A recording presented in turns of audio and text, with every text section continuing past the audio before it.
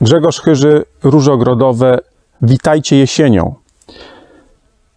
Dzisiejszy odcinek będzie dotyczył pielęgnacji róż jesienią.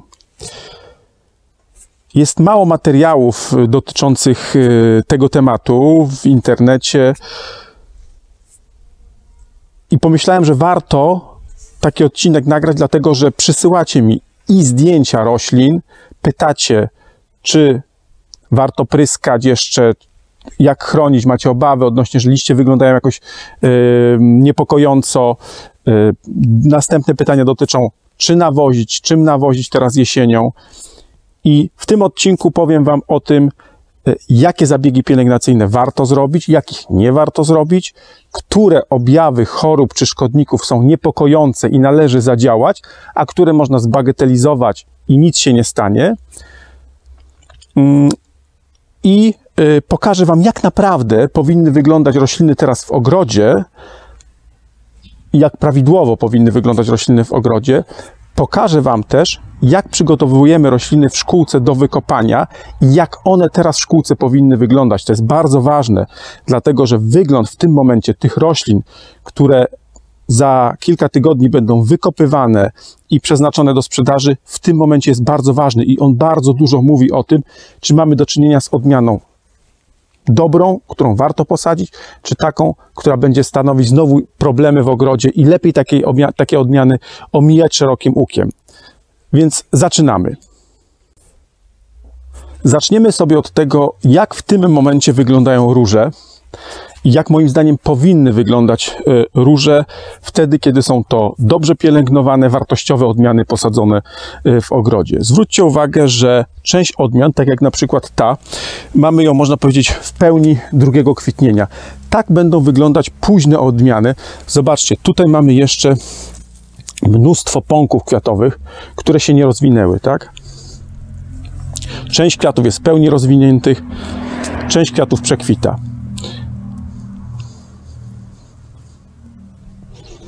Kolejna odmiana, akurat Solero, tu już kończy praktycznie kwitnienie. Tu akurat na niej pięknie widać te wszystkie ujemne cechy, choć zwróćcie uwagę, że jest to też fantastyczna odmiana. Po czym to poznać? Zwróćcie uwagę, że liście są zdrowe do, można powiedzieć, samej ziemi, do głębi krzewu. Tam wszystko jest zdrowe. Zaraz pokażę Wam takie odmiany, w których te liście wyglądają trochę inaczej, może bardziej niepokojąco, ale powiem, które objawy mogą faktycznie niepokoić, a które można zbagatelizować. Tu mamy Gartenspatz, zobaczcie, osiągnął, też już końcówka kwitnienia, osiągnął 160 cm wysokości, tak? I wbrew pozorom to jest największa, moim zdaniem, wada tej odmiany, czyli ten wysoki wzrost. Pozostałych wad w zasadzie nie widzę. To, na co warto zwrócić uwagę, to zobaczcie, też zdrowe liście, tak? I tutaj już pokażę Wam pierwsze objawy, które czasem budzą u Was niepokój, a moim zdaniem należy je zbagatelizować. Zobaczcie, mamy takie liście gdzieś w głębi krzewu, które wyglądają tak. Albo tak. Tak. Czy to jest choroba, czy to nie jest choroba, czy to są jakieś zaburzenia fizjologiczne? Trudno powiedzieć. Trudno powiedzieć i ja osobiście sobie nie zadaję takiego trudu, żeby odpowiedzieć na to pytanie, dlatego że o tej porze roku, jeżeli roślina ogólnie wygląda w ten sposób, tak? Tak, czy tak, to pojedyncze liście, które gdzieś w głębi krzewu są, tak jak na przykład tu, nie są niczym niepokojącym. I to jest pierwsza informacja z tego filmu, żebyście się nie przejmowali wyglądem pojedynczych liści, które jakoś odbiegają od normy, od tego, co byście oczekiwali, że powinno wyglądać. Macie też czasem taką sytuację, że zobaczcie, macie rośliny, tutaj odmiana lampion, które wyglądają zdrowo, ciemna zieleń, bez względu na to, czy kwiaty są w pełni kwitnienia, czy przekwitnięte, tak jak tutaj, ale jedna czy dwie roślinki wyglądają trochę inaczej, czyli mamy drobniejsze liście, bardziej żółte i tak dalej. I jaka może być tego przyczyna? Przyczyn może być bardzo wiele.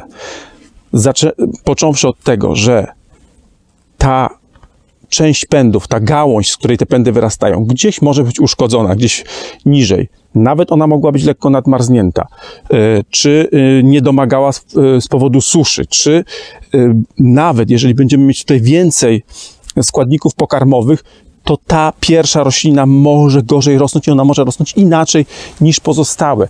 Przyczyn może być kilkanaście, trudno jednoznacznie to zdiagnozować i tak naprawdę o tej porze roku też bym się tym nie przejmował. Zbagatelizujcie to. W tym momencie musimy myśleć o tym, żeby rośliny weszły w stan spoczynku jak najlepiej. Co to oznacza? One muszą spokojnie zakończyć wzrost, czyli wyhamować wzrost i niskie temperatury nocą, to co było do tej pory, też obniżenie temperatur w dzień spowodowało, że te rośliny naturalnie zaczęły wschodzić w stan spoczynku i cała pielęgnacja róż jesienią powinna służyć temu, żeby rośliny weszły w stan spoczynku jak najlepiej. Więc tak naprawdę o tej porze roku nie powinno nam zależeć na tym, żeby rośliny wyglądały perfekcyjnie. Owszem, jeżeli kogoś denerwują, takie są osoby, dużo osób jest takich, co ich to denerwuje, można to wszystko jak najbardziej usuwać. Natomiast nie myślmy o różach o tej porze roku w ten sposób, że one muszą być w pełni dekoracyjności. To, na czym powinno nam zależeć, to przygotowanie ich do zimowania, czyli zdrewnienie pędów i uchronienie się przed tymi chorobami, które są najgroźniejsze. Najgroźniejszą chorobą w tym momencie, która nie jest jeszcze tak powszechna, ale może się pojawiać w wielu ogrodach, to jest rdza róży. Zaraz wam pokażę właśnie tą odmianę, którą pokazywałem wam na wcześniejszych filmach, gdzie ta rdza była, jak to teraz wygląda i co dalej powinno się robić. Dochodzimy tutaj do szonek oblęcerin. Ja wam pokazywałem i rok temu o tej porze mniej więcej, że miałem tu problemy z rdzą. Pokazywałem wam na wiosnę, jak sobie z tą rdzą radzić. Pokazywałem wam też pierwsze objawy, które się tu wiosną pojawiły i co należało zrobić. Dałem wam ten przepis na poradzenie sobie z rdzą róży. I zobaczcie, żeby nie być gołosłownym, ten sposób działa. Teraz powiem kilka słów jeszcze a propos tego filmu, w którym mówiłem o tym, jakie środki stosować i jak chemicznie walczyć z rdzą. Tam wam podałem grupy środków chemicznych i że należy robić rotację tych środków i że należy wykonać oprysk co 5 dni preparatem z tej każdej grupy. Ale nie powiedziałem jednej dosyć istotnej rzeczy. Ten cykl 3 zabiegów, 3 oprysków środkami z każdej z tych 3 grup jest wtedy istotny i jeszcze w takim odstępie 5 dni, wtedy kiedy mamy do czynienia z intensywnym porażeniem rośliny. Czyli jeżeli widzicie, że na waszej róży jest rdza, to stosujecie jeden środek za 5-7 dni. To nie jest apteka, to nie musi być dokładnie 5 dni. 5-7 dni. Drugi środek, później następny. Tak? I co dalej? Niektórzy pytali w komentarzach, czy cały czas mają tak postępować i tak dalej, i tak dalej. Istotne jest to, żebyście wiedzieli, że są te 3 grupy, z których macie korzystać, żeby robić rotację. To jest najistotniejsze. Teraz częstotliwość wykonywania zabiegów zależy od tego, jak mamy porażoną roślinę. Jeżeli czasem pierwszy czy drugi zabieg spowoduje zahamowanie rozwijania się choroby, to nawet ten trzeci zabieg nie jest do końca konieczny. Jeżeli złapiecie ten moment, kiedy wchodzicie w dosyć wczesnej fazie i 2 opryskiwania wystarczą na to, żeby zatrzymać chorobę. Ale na przykład, i tak było w przypadku tutaj tej rośliny, że ja nie wykonywałem tych 3 zabiegów, wykonałem 2 i roślina ładnie wyglądała. Ale po miesiącu zauważyłem, że znowu gdzieś tam dołem miałem liście z objawami rdzy. Nawet jeżeli tu zobaczycie, to one się jeszcze tutaj, je tutaj widać. Ten liść, powiedzmy, gdzieś on wyrósł końcem maja, w czerwcu. To jest dosyć stary liść. I wtedy, kiedy ja zauważyłem te objawy, powiedzmy końcem czerwca, wykonałem trzeci oprysk z tej serii oprysków. I później już nie wykonywałem oprysków na rdze. Jeżeli zauważyłbym, że znowu ta choroba zaczyna się rozwijać, to znowu wskoczyłbym do tego środka pierwszego, który stosowałem z tych trzech. Także to jest uzupełnienie informacji o tym, jak radzić sobie z rdzą. W każdym razie chcę Wam pokazać, że to działa, że ten sposób działa, co widać na załączonym obrazku. Teraz kolejne objawy, które mogą u Was budzić niepokój, a moim zdaniem, które spokojnie możecie zbagatelizować. Przysyłacie zdjęcia, na których są różne objawy. Ja czasem, szczerze powiedziawszy, nie jestem w stanie określić, co to konkretnie jest, ale myślę, że większość z tych zdjęć nie dotyczy chorób, ale dotyczy jakichś zaburzeń fizjologicznych, tak jak na przykład tutaj, w przypadku Sweet Haze. I też uważam, że nie należy się tym kompletnie przejmować. Mamy jesień, te rośliny mogą tak wyglądać. Nawet tutaj, w przypadku tej odmiany, te objawy dziwne, takie zmiany barwy liści pojawiły się już latem i też nie robiłem z tego problemów. Kolejna rzecz, zobaczcie, pojawiają się też objawy bardzo przypominające objawy albo czarnej pleśni, albo czarnej plamistości, albo bardziej przypominające mączniaka rzekomego, tak jak tutaj jest. Ale jeżeli natężenie tych objawów jest takie jak tu, to też spokojnie możecie to zbagatelizować. To nie wpłynie negatywnie na kondycję tych roślin w przyszłości. Natomiast jeżeli macie, tak jak pokazywałem w tym momencie, jeszcze objawy mocnego zaatakowania róż rdzą, to moim zdaniem warto jednak dalej utrzymywać tą ochronę chemiczną. Kolejny objaw fizjologiczny, który może niepokoić. Zobaczcie, tutaj mamy odmianę, akurat w przypadku róż piennych, odmianę Zomea Abend i tak ona powinna wyglądać jak ta. Tu jest ok. A tu mamy też takie i trudno mi powiedzieć, z jakiego powodu ta roślina tak wyglądała. Pierwsze, co mi przychodzi do głowy, to od razu sprawdzam, czy nie ma tu przędziorka. Lato było suche i gorące i ten przędziorek rozwijał się na wielu roślinach. Może nawet Wam jeszcze pokażę. Natomiast tutaj tego przędziorka nie ma, ale z jakiegoś powodu roślina zmieniła kolor liści i też o tej porze roku się tym kompletnie nie przejmuje. Najprawdopodobniej przyczyna jest gdzieś w podłożu albo zbyt zlane podłoże,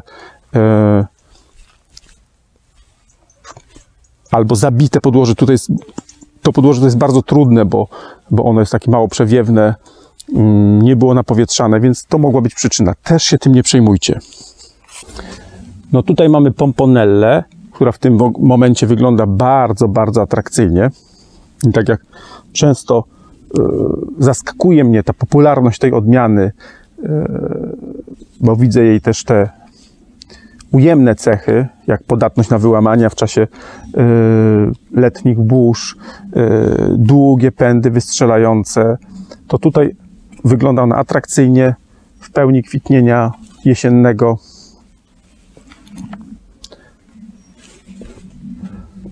Tutaj odmiana Baroness.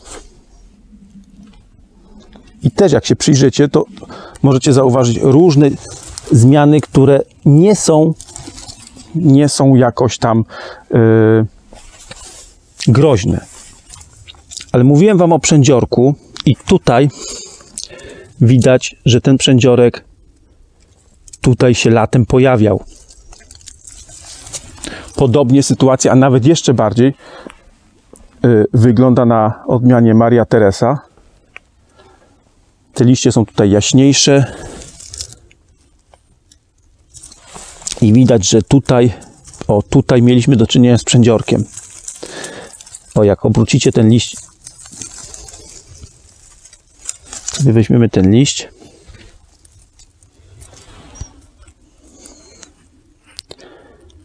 to charakterystyczne objawy przędziorka. I teraz, jeżeli o tej porze roku jeszcze widzicie, że macie objawy przędziorka na liściach, odwrócicie ten liść i zobaczycie, że tam są osobniki, które się poruszają, to jak najbardziej możecie sięgnąć po Siltak i wykonać zabieg, ale róbcie go wtedy, kiedy będzie naprawdę ciepło. Wtedy, kiedy jest chłodno, te osobniki się nie przemieszczają i też skuteczność Siltaku może być mniejsza i może być też większa tendencja do jakiejś tam fitotoksyczności Siltaku, wtedy, kiedy on długo będzie zalegał na roślinie.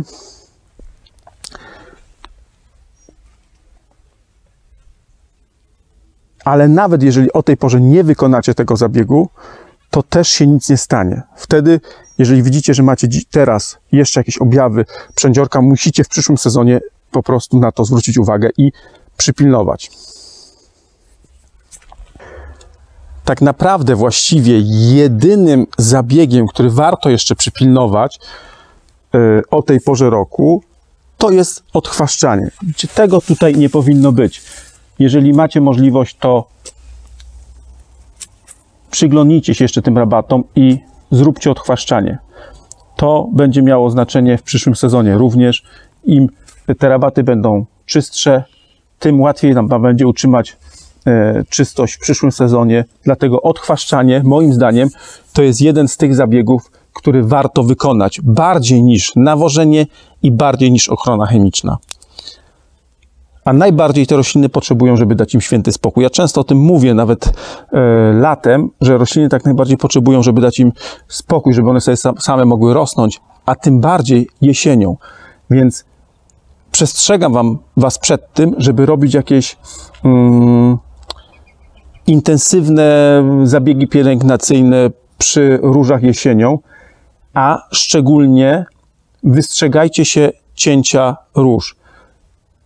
Bardziej niebezpieczne jest to we wrześniu, ponieważ we wrześniu jeszcze przycięte rośliny mogą zacząć odrastać i to jest zjawisko dosyć niebezpieczne. Natomiast jeżeli teraz już będziecie cieli, a szczególnie jeżeli będziecie cieli to powiedzmy w połowie października, no to prawdopodobieństwo, że one zaczną odrastać jest małe, więc wtedy już można ewentualnie pokusić się o jakieś tam zabiegi, które porządkowe z sekatorem, żeby się zająć różami. Natomiast opóźniajcie, jak najbardziej opóźniajcie cięcie jesienne róż. Jeżeli chcecie je robić, to nie jest konieczne, ale niektórzy chcą takie porządki porobić, to zalecam wam, żebyście cieli rośliny jak najpóźniej, po to, że jeżeli październik czy nawet listopad trafią się miesiącami ciepłymi i wilgotnymi, to prawdopodobieństwo, że te rośliny będą odrastać jest duże, a to jest zjawisko niekorzystne o tej porze roku. No i jeszcze chciałem powiedzieć coś odnośnie nawożenia. Jest wiele zapytań dotyczących tego, czy warto o tej porze roku stosować nawozy jesienne, te z przewagą potasu, w przypadku róż. Ja powiem tak, ja tego nie stosuję i nie widzę potrzeby, żeby te nawozy stosować. Natomiast czy one będą szkodliwe, czy nie, to zależy tak naprawdę od dwóch rzeczy. Po pierwsze, od tego, ile w tym momencie tego nawozu rośliny mają. Jeżeli rośliny wyglądają tak jak tu, że mają jeszcze młode przyrosty, jeżeli obficie kwitną, liść jest ciemny, zielony, to oznacza, że rośliny mają wystarczającą ilość nawozu i lepiej im tych nawozów nie podawać. Natomiast jeżeli rośliny są bardziej blade, zahamowane we wzroście, to może oznaczać, że one by tego nawozu potrzebowały, ale na pewno nie o tej porze roku. Wiele osób stosuje te nawozy jesienne po to, żeby uzyskać efekt wzmocnienia ich mrozoodporności, bo mówi się, że potas sprzyja lepszemu drewnieniu pędów i w związku z tym sprzyja lepszemu zimowaniu. To jest teoria. Natomiast w normalnych warunkach, jeżeli stosujecie się do tego schematu, o którym mówię, że nawożenie wiosenne i później ostatnie nawożenie robicie przełom czerwca, lipca, początek wakacji, to jestem pewien, że jeżeli robicie to tak, jak ja proponuję, nie będzie problemów z zimowaniem roślin. Te rośliny będą miały pędy wystarczająco zdrewniałe i nie potrzebują teraz, żeby im podawać nawozy z potasem. Drugi czynnik, który decyduje o tym, czy ten nawóz im zaszkodzi, czy nie zaszkodzi, to jest przebieg pogody. Bo nie jest powiedziane, że jeżeli podacie teraz nawozy jesienne, te z przewagą potasu, to rośliny na tym ucierpią. Pewnie większa prawdopodobieństwo, że nie ucierpią. Ale jeżeli znowu przebieg pogody, którego nie znamy, będzie taki, że październik będzie wilgotny i ciepły, listopad będzie wilgotny i ciepły, to prawdopodobieństwo, że zastosowanie tych nawozów teraz może zaszkodzić roślinom. Bo tak naprawdę to, na czym powinno nam zależeć już teraz, to jest to, żeby na początku grudnia rośliny całkowicie zahamowały wzrost, miały twarde, zdrewniałe pędy i były odporne na mróz, który może przyjść już w grudniu. Na tym nam powinno zależeć. I teraz pytanie, czy podanie nawozów jesiennych nam to ułatwi, czy utrudni? Na to pytanie odpowiedzcie sobie sami. Jestem tutaj teraz wśród roślin w doniczkach kwitnących po to, żeby wam uzmysłowić jedną rzecz. Wiele osób już niecierpliwie oczekuje na krzewy, które teraz zamawiacie, krzewy z gołym korzeniem, które pojawią się w październiku w sprzedaży. I chcę wam powiedzieć, że uzbrójcie się w cierpliwość. Jeżeli bardzo chcecie sadzić rośliny wcześnie, jesienią, czyli teraz, koniec września, początek października, to lepiej zrobić to po prostu roślinami doniczkowymi, posadzić rośliny z doniczek, niż tak wcześnie sadzić róże wykopane z gruntu. Zaraz przejdziemy do szkółki i pokażę wam, jak my rozpoczynamy proces przygotowywania roślin do wykopania. I ten proces trwa miesiąc. To jest miesiąc czasu i bardzo trudno jest go przyspieszyć bez szkody dla roślin. Dlatego my staramy się robić to tak, żeby rośliny, które będą do was trafiać w drugiej połowie października, były roślinami bezpiecznymi. To znaczy, żeby jeżeli je posadzicie w drugiej połowie października czy na początku listopada, żebyście nie mieli problemów z ich zimowaniem, żeby one się dobrze przyjęły i w przyszłym roku pięknie kwitły. Natomiast uważajcie na te szkółki, które wysyłają wam już teraz róże z gołym korzeniem, bo moim zdaniem jest to karygodne. Tak się nie powinno robić. Dlatego, że tak wczesne wykopanie roślin wiąże się z tym, że te wszystkie zabiegi przygotowujące do wykonania roślin, o których będę mówił za chwilę, były wykonane za wcześnie. I w związku z tym one były wykonane niezgodnie ze sztuką i mogą w konsekwencji przynieść dużo szkód dla takich roślin. Dlatego jeszcze raz, jeżeli chcecie sadzić teraz rośliny, to jeszcze tylko z doniczek, a jeżeli chcecie sadzić goły korzeń, to poczekajcie do drugiej połowy października i wtedy bezpiecznie to zrobicie. A teraz ostatni temat tego filmiku, czyli chcę wam powiedzieć o tym, jakie zabiegi trzeba wykonać, żeby przygotować róże do wykopania, ile to zajmuje czasu. Ale przy tej okazji chcę wam powiedzieć coś jeszcze ważniejszego. Teraz, jeżeli poszlibyście do szkółek, w których kupujecie rośliny i zobaczylibyście te rośliny, jak one wyglądają w tym momencie w szkółce, to jest najcenniejsza informacja, jaką możecie uzyskać o odmianach, które planujecie mieć w swoim ogrodzie. Żaden opis, żadne zdjęcia, nawet żadne filmy w pełni wegetacji w czerwcu, w lipcu nie dadzą wam tylu cennych informacji, ile da wam wizyta w szkółce teraz. Dlaczego? Dlatego, że to, jak wyglądają rośliny pod koniec września w szkółce, to jest najlepsza weryfikacja ich zdrowotności. My tu jesteśmy wśród odmian wielkokwiatowych, które są najtrudniejsze, ogólnie tak można powiedzieć, najtrudniejsze, jeśli chodzi o utrzymanie zdrowotności, wygląd liści, bardzo wiele odmian wielkokwiatowych, no ma problem, delikatnie mówiąc, ze zdrowotnością. I teraz zwróćcie uwagę.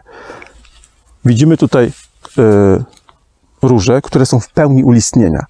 To jest informacja, którą należy odczytać w ten sposób. Takie odmiany są zdrowe i tylko takie odmiany warto sadzić w swoich ogrodach po to, żeby nie mieć problemów z chorobami, z opryskami i tak dalej. Dla nas w tym momencie stanowi to problem, dlatego że mamy takie rośliny bardzo gęsto ulistnione i my musimy w ciągu najbliższych 2 tygodni pozbawić te rośliny liści. I musimy to zrobić tak, żeby im to nie zaszkodziło.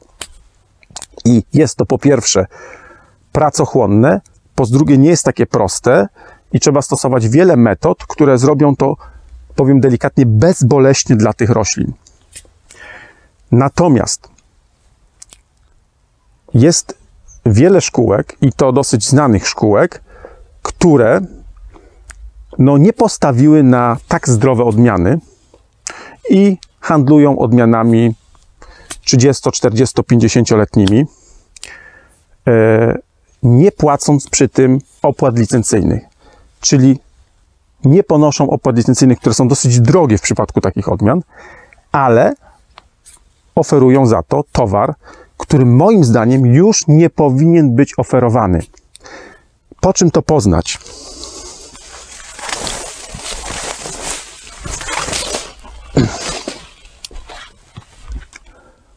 Zobaczcie. W tej szkółce może 5, może 10 odmian wygląda tak jak tutaj. To jest akurat, nie będę ukrywał, bez tajemnic, odmiana Ninetta. Miniatura, która ma przepiękny kolor, bardzo ładne kwiaty, niewysoko rośnie, ma bardzo wiele cech, które są pożądane. Natomiast jej zdrowotność, odporność na czarną plamistość jest słaba. I my o tym jasno informujemy na naszej stronie. Jeżeli sobie wejdziecie na odmianę Ninetta, to widzicie, że tam odporność na czarną plamistość to są tylko 2 gwiazdki z 5.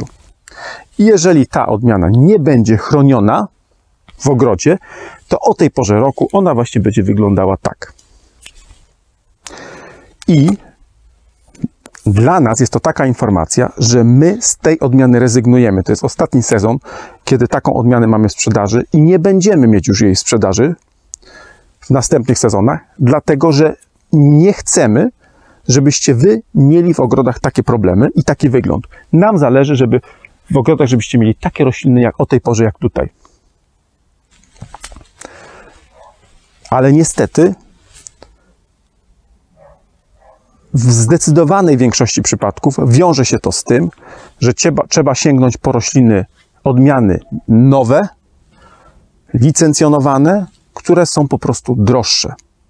Sami odpowiedzcie sobie na pytanie, czy lepiej zapłacić za roślinę 5, 7 zł, czy 10 zł, nawet więcej i mieć coś takiego, czy zapłacić trochę mniej i mieć co roku coś takiego. Decyzję podejmuje każdy sam, to są wasze pieniądze, wy robicie z tym, co chcecie. Ja nie chcę oferować takich roślin i mając świadomość tego, że no, chcę oferować dobry towar, muszę iść w kierunku nowych odmian licencjonowanych i sukcesywnie co roku dokonywać selekcji.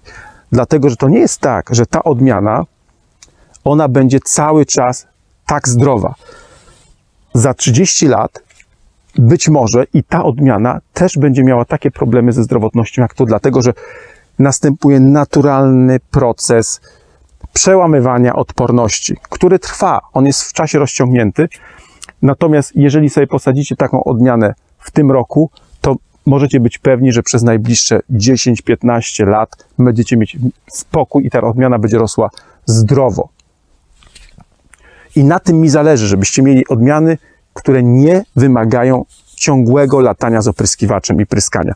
Mało tego, jeżeli macie odmiany wrażliwe na czarną plamistość, to bardzo trudno, o czym był filmik o czarnej plamistości, jest złapać ten moment, w którym należy wykonać zabieg, żeby uchronić przed takim objawem, jak tutaj widać. Dobrze, ale teraz wracając do tego, jak przebiega proces przygotowania do wykopania i dlaczego nie można go przyspieszyć, skrócić. Dlaczego musicie na te krzewy z gołym korzeniem czekać aż do 20-25 października? Dlaczego nie możecie ich dostać na początku października? Zobaczcie, że widzicie te rośliny tak, jak one rosną. I teraz, żeby one do Was trafiły już jako krzewy gotowe do sadzenia, to najpierw muszą się zadać parę procesów. Po pierwsze, my musimy te rośliny przyciąć. Po drugie, musimy ich pozbawić liści. I jeżeli byśmy zbyt wcześnie przycięli te rośliny, to w naturalny sposób, jeżeli temperatura dalej by była ciepła, rośliny chciałyby odbudować tą masę liściową, która została przycięta. Czyli gdybyśmy to przycięli w połowie września, to mielibyśmy rośliny skrócone na tą wysokość, ale już teraz byłoby widać, że zaczynają z kątów liściowych wyrastać nowe pędy, tak? I same te nowe pędy nie stanowiłyby problemu, bo nawet jeżeli one nam przemarzną, a przemarzną na pewno, to nic się nie stanie. Natomiast po przycięciu roślina, jeżeli chce odbudować masę liściową, to wydatkowuje dużo energii i zużywa dużo swoich sił życiowych na odbudowywanie tej masy. Wobec tego ona jest już lekko osłabiona. I z czym to się wiąże? Wiąże się to z tym, że takie rośliny, które są zbyt wcześnie przycięte i zanim zostaną wykopane, zaczynają rosnąć lub jak zostaną posadzone, to przed zimą znowu zaczynają rosnąć, to odbija się tym, że ich naturalna odporność na niskie temperatury diametralnie spada. One są jakby rozhartowane. I jeżeli zależy nam na tym, żeby rośliny dobrze przezimowały, posadzone rośliny jesienią, żeby dobrze przezimowały, to one powinny być w tym stanie hibernacji, najlepiej do nastania mrozów. I żeby tak się stało, to musimy opóźnić ten proces przycinania, zrobić go jak najpóźniej. Wobec tego końcówka września to jest ten najwcześniejszy moment, kiedy to można zrobić. A najlepiej byłoby to robić w połowie października, ale wy już wtedy oczekujecie tych roślin mieć u siebie, żeby je mieć u siebie i sadzić. Więc my to robimy teraz, czyli koniec września. Jeżeli przytniemy te rośliny w końcu września, to mamy około 10 dni na to, żeby ich pozbawić liści. My robimy to łącząc metodę mechaniczną z metodą chemiczną. Po prostu podajemy dolistnie tym roślinom chelat miedzi, który powoduje, że wytwarzają one tkankę odcinającą i liście same w naturalny sposób powinny spaść. Natomiast te odmiany różnie reagują. Jedne łatwo wytwarzają tą tkankę odcinającą, łatwo jak gdyby przyjmują ten chelat miedzi z nawozu dolistnego i ten proces przebiega ok, inne trudniej. I wtedy, kiedy trudniej, no to więcej musimy mechanicznie tych liści strącić. To jest zabieg bardzo pracochłonny i też nie można go przyspieszyć. Jeżeli jutro przytnę te rośliny i jutro opryskam to tym miedziowym preparatem, to efekt tego nawożenia dolistnego będzie widoczny dopiero gdzieś za 10 dni. Najwcześniej. I też tego procesu nie można przyspieszyć. Później dopiero możemy przystąpić do wykopywania. To jest następny etap, który też zajmuje kilkanaście dni i równocześnie z tym etapem wykopywania jest to sortowanie, etykietowanie, dzielenie na klasy i dopiero wtedy jesteśmy gotowi do tego, żeby takie rośliny do Was wysyłać. Wobec tego my potrzebujemy od dzisiaj przynajmniej jeszcze 3 tygodnie na to, żeby być gotowym do wysyłki roślin. Mówię to po to, żeby Wam uświadomić, że nie jest to, tego się nie robi tak. Bo wielu z Was, mam wrażenie, że chciałoby dzwonić do nas z pretensjami, dlaczego jeszcze nie wysyłamy róż. Nie wysyłamy dlatego, że chcemy, żeby to było zrobione dobrze, a nie da się tego zrobić tak, tylko wymaga to dużo pracy i czasu. Nie da się tej pracy zrobić z dnia na dzień, bo pewne procesy przebiegają i potrzebują czasu, potrzebują też odpowiedniej pogody, bo ten zabieg nawożenia dolistnego, on działa lepiej wtedy, kiedy temperatura będzie słoneczna, kiedy pogoda będzie słoneczna i temperatura niezbyt niska. Wtedy, kiedy temperatura będzie niska i pogoda będzie deszczowa, tak jak było przez ostatni, powiedzmy, tydzień, to ten zabieg nie działa tak, jak powinien. Także nie jest to takie proste, wymaga dużo pracy i miejcie to na uwadze, ale nagrodą za tą cierpliwość i nagrodą za tą pracę, którą wykonujemy, jest to, że dostajecie rośliny, które w zasadzie nie zaskoczą Was niemile na wiosnę. Wszystko powinno przebiegać tak, jak to jest założone, czyli efekty na wiosnę przyszłego roku będą dobre i Wy będziecie wtedy zadowoleni, a na tym nam zależy, żebyście wtedy byli zadowoleni. A teraz krótko pokażę Wam, jak to wygląda, jak ten proces wstępnego przecinania roślin, który będzie teraz wykonywany, wygląda i potem te rośliny czekają na to, żeby dostać chelat, żeby liście zaczęły wytwarzać tkankę odcinającą i spadać.